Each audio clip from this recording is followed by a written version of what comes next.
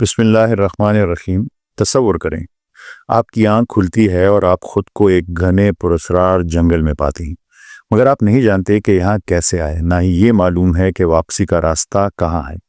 پھر اچانک آپ کو اپنے قریب ایک کتاب ملتی ہے، اس کے صفحات پر نشانات درج ہیں، ایسے نشانات جو آپ کو سیدھا آپ کے اصل مقام تک پہنچا سکتے ہیں۔ اس مقام پر آپ کے پاس دو راستے ہیں، یا تو آپ ان نشانیوں پر غور کر کے سفر شروع کریں، ہر قدم کے ساتھ اپنے گھر کی طرف بڑھیں، یا پھر جنگل کے سحر میں کھو کر اسے ہی اپنا نیا ٹھکانہ بنا لیں۔ شاید آپ سوچیں گے کہ واپسی کا انتخاب سب کریں گے، مگر حقیقت اس کے بالکل برعکس ہے۔ ہم میں سے زیادہ تر لوگ اسی جنگل میں گم ہو چکے ہیں، ان نشانیوں کو نظر انداز کر چکے ہیں اور بھول بیٹھے ہیں کہ ہم کہاں سے آئے تھے اور ہمیں کہاں جانا ہے۔ ہم نے اس سیریز غور و فکر کا آغاز اسی جستجو میں کیا، تاکہ ہم جان سکیں کہ ہم ہیں کون، ہمارا اصل مقصد ہے کیا۔ قرآن شریف کو سمجھنے پر معلوم ہوا کہ انسان صرف جینے کے لیے نہیں، سیکھنے کے لیے پیدا ہوا ہے۔ اس کا مقصد غور و فکر کرنا ہے، اور سورہ بقرہ کی آیت 164 کے مطابق زمین و آسمان اور ان کے درمیان کی ہر چیز میں نشانیاں ہیں، مگر صرف قوم یعقلون کے لیے۔ لیکن ایسا کیوں؟ اگر عقل ہر انسان کے پاس ہے تو پھر مخصوص قوم یعقلون ہی کیوں؟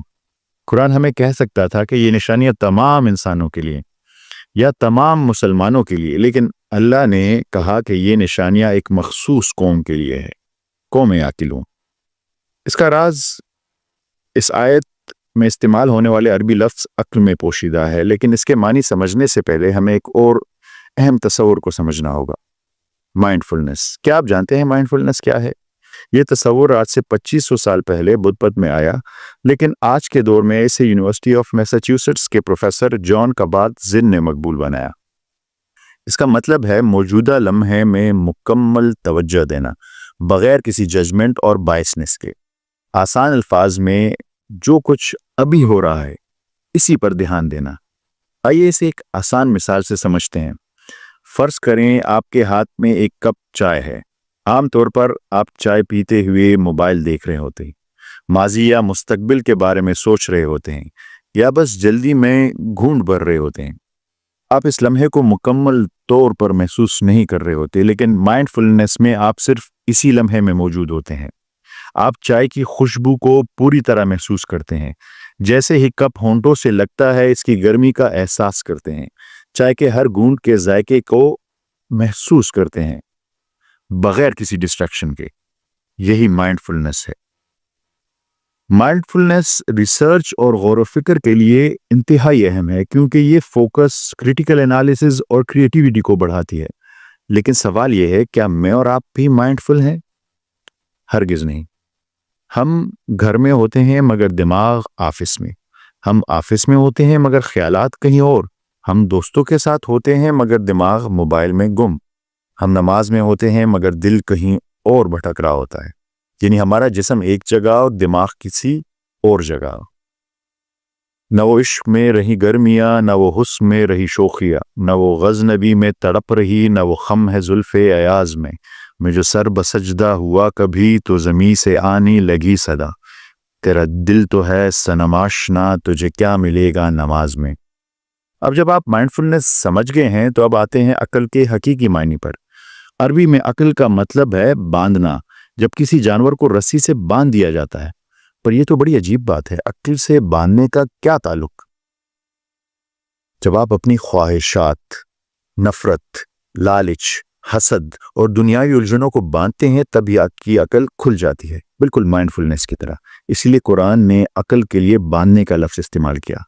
سبحان اللہ، الفاظ کا ایسا بہترین انتخاب، بالکل مائنڈ فلنس کے کنسپٹ کی طرح۔ جب قرآن شریف کہتا ہے کہ لقوم یعقلون، تو اس کا مطلب حقیقی مائنڈ فلنس، یعنی غور و فکر اور کھلے دل و دماغ سے حقیقت کو سمجھنا ہے۔ یہ وہ لوگ ہوتے ہیں جو بغیر کسی تعصب، ضد، خواہشات کی غلامی یا ذاتی مفادات کے حقیقت پر غور کرتے ہیں۔ وہ قدرت کی نشانیوں کو دیکھ کر، زندگی کے تجربات سے سیکھ کر اور اپنے جذبات پر قابو رکھ کر سچائی کو پہچاننے کی کوشش کرتے ہیں۔ یہی وہ عقل ہے جس کی قرآن دعوت دیتا ہے۔ یہ وہی لوگ ہیں جس کے لیے پوری کائنات میں نشانیاں بکھری ہوئی ہیں۔ لیکن سوال یہ ہے کہ ہم مائنڈفل کیسے بنیں، اس ذہنی قید سے کیسے نکلیں؟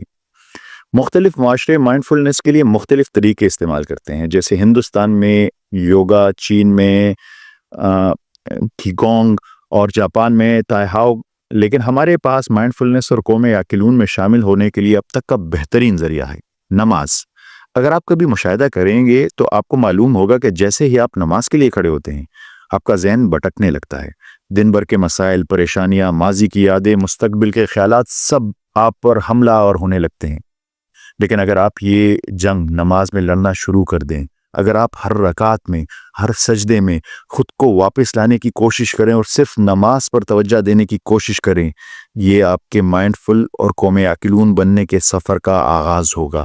یہ مشکل ہوگا، لیکن جس دن آپ یہ جنگ جیتیں گے، اس کی خوشی اور اس کی لذت کو بیان کرنا الفاظ سے باہر ہے۔